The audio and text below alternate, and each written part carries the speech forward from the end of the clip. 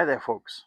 Another episode of Stray Benzes, and we're going to get into the mythical air conditioning and heating system and what the push buttons do. S-Class W126, especially Generation 2, is quite the technical marvel.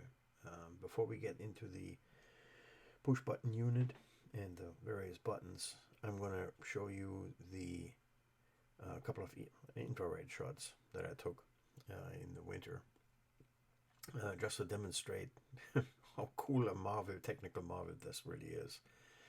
First, you will see a shot off the driver's side door and how that heats the door and the side panel, the interior panel up, and then I'll show you the center console, middle of the car.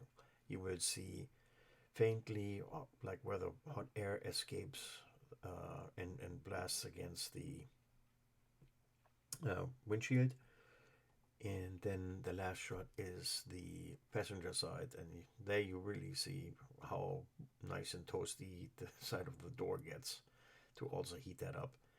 I fail to see what other benefit that might have, but it's going to definitely make it a little cozier. I hope you enjoy the couple of extra shots, and then we'll get into the push button unit.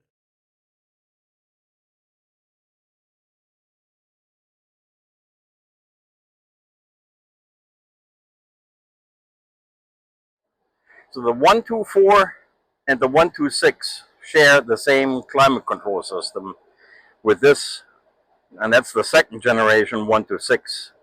So late 80s, early 90s. And this is definitely the US version because the European versions have the dual zone ones. But I digress. So if you have this push button unit, when you have it in auto, here's the tricky thing. Because it took me a while and actually do the not guy thing and read the down the manual. In economy, most air is going to come out of the bottom part, the footwell part, not so much up top towards the windscreen. Some air is going to go through these vents, but that's what that does. This temperature control system in EC economy mode, the air conditioning compressor is not going to come on at all. So depending on where you are here with this, where you want the temperature, in EC it's going to get warmer and it's going to distribute the air here center vents footwell. Good. Next one is you have this setting, and it's pretty much the same. It distributes it wherever it needs to be, except in that position right there in auto, it does not put it up towards the windscreen. But here, the air compressor is going to come on the moment that you have higher temperatures requiring it, depending on where your temperature dial is. And it does this automatically. It also does automatically, if it's cold enough, it will activate the heat and then decide where you need the heat the most, which is something that I couldn't figure out for the life of me. But that's what that is. So in this mode, you have the air conditioning system running, or is activated in these two positions. And with this button, especially when it's colder in the morning, this will divert air towards the windscreen, also automatically. But it always has a little bit of air coming towards the windscreen. So that is these two, and probably this one is where you want to hang out the most, because depending on where you have this dial, it's going to put the air conditioning unit on either automatically or leave it the heck off if it's cold enough. Yeah, but that is what that is for. And this one here, especially that's usually in the winter when the humidity is high, and you have the windscreen all fogged up or iced up front. That one, you push it and it will activate the windscreen vents and divert all the flow there, and it comes out hot continuously. So if you have that one on, it's going to get toasty after a while. But that's it. Zero is off, of course. And if you don't want to have an auto and you just want to go ahead and have um, the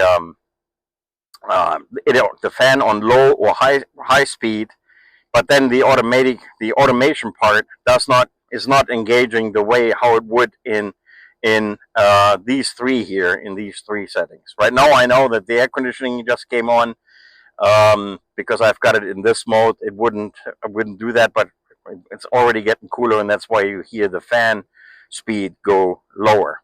So that's it in a nutshell. But these three used to confuse me because it's like, what on earth? You only have three buttons, so what is going to divert airflow to where I really need it? And I guess the Benz engineers were stubborn enough to say, it's like, we know better. We let the controls do the selection of where airflow needs to be, either towards the windscreen or towards your footsets, depending on the temperature inside the car. It's all controlled by this temperature sensor in here. That's the second generation temperature inside cabin temperature location. There's a small little tube that goes from here up through the A column, and the little fan, like on the 300 SDA on the first first iterations of Gen 2 cars until 1988, end of 88, they had the fan right behind here. The other cars always have it under and towards the side, kind of like where that vent is, way up in there. So that's that, and it needs to be running in order for it to do the right thing at all times. Then this bad boy here, that is when you go through stinky places and you put that on, and it automatically diverts airflow just for internal circulation. I don't use it all that often, but that is what that bad boy is for. Hello, come on. All right, that is the functionality of the 5-button unit with automated climate control. Pretty nifty when it works. When it does, it is awesome. That dive, once you set it, it's pretty unsteady temperature-wise. If it fluctuates, then there are potential issues with sensors, of which there are a lot. There are just so many sensors on this car, and that is why some people don't like it, because if you have more, there's more that can go wrong. But here we are. All right, folks. So this was another small little episode about W126 and 124 air conditioning systems and heating systems for the automated climate control unit. If you have any questions, drop me a message. I try to respond. I do respond to all my messages in any way, shape, or form that I can. Have a good one.